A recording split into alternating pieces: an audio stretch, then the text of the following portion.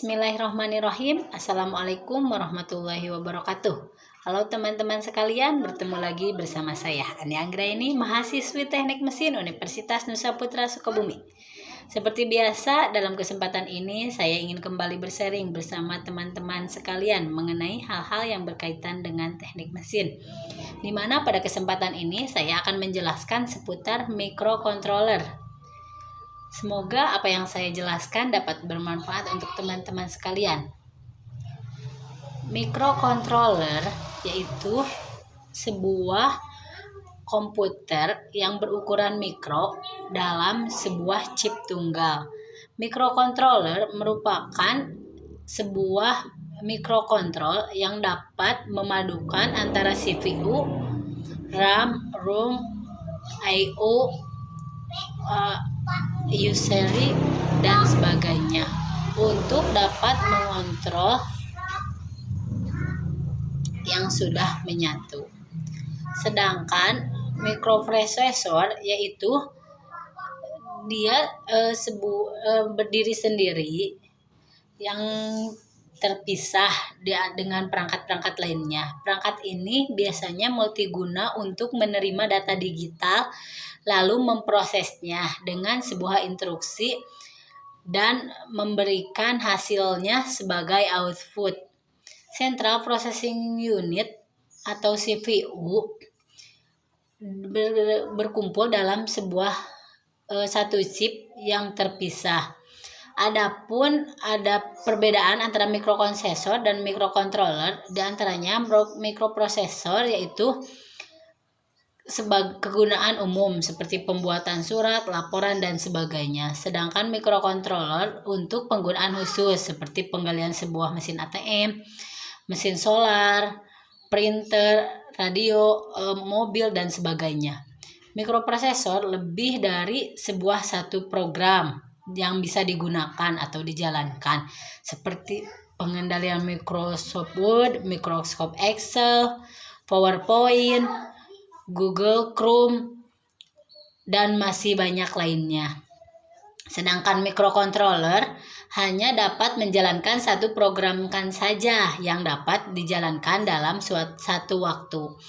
Adapun prinsip kerjanya yaitu dari sebuah input device dan output device yang akan diproses oleh microcontroller untuk dapat mendata agar dapat mendatakan sebuah output yang bisa digerakkan dan dikendalikan oleh sebuah komputer. Contohnya seperti pada aplikasi controller. Adapun komponen input dari device yaitu seperti sensor, switch, tombol on off dan masih banyak lainnya. Sedangkan komponen output yaitu seperti segmen, indikator, servo motor, stepper motor dan masih banyak lainnya. Adapun contoh-contoh dari aplikasi microcontroller diantaranya seperti gas detector, electrical fuzing, fast food base selection, ultrasonic range, solar tracker dan masih banyak lainnya. Selanjutnya yaitu sistem bilangan bit dan byte. Hard disk merupakan sebuah media penyimpanan yang digunakan dengan kecepatan melalui komunikasi digital. Apa yang dimaksud dengan bit? Yaitu satuan unit data yang terkecil dalam sebuah komposisi digital dari bilangan 0 dan 1, di mana bilangan 0 melambangkan sebuah posisi off dan 1 melambangkan posisi on. Adapun singkatan dari bit yaitu binary digital.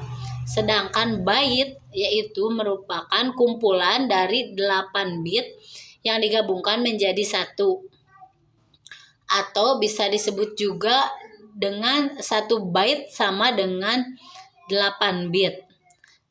Sedangkan word yaitu 16 bit sama dengan 2 byte yang digabungkan untuk menyatakan sebuah kapasitas dari penyimpanan. Resigmen, di mana resigmen ini ada dua jenis, yaitu khusus dan umum.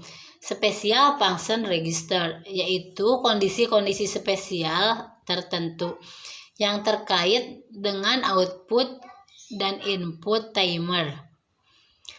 Output port atau I/O dapat digunakan oleh microcontroller untuk dapat mengakses sebuah peralatan-peralatan lain di luar dari sebuah sistem microcontroller.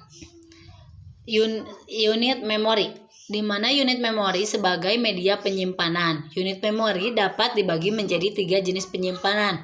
Yang pertama ROM, Read Only Memory, untuk menyimpan file secara permanen sebuah program yang sedang dijalankan.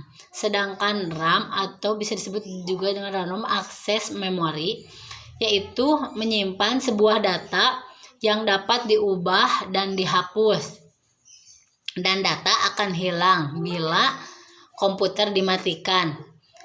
Sedangkan EEPROM atau Electrical Erasable Program ROM, yaitu merupakan gabungan dari sebuah RAM dan ROM, yaitu dia dapat menyimpan dan dapat mengubah selama unit proses sedang dikerjakan, tetapi dapat disimpan secara permanen.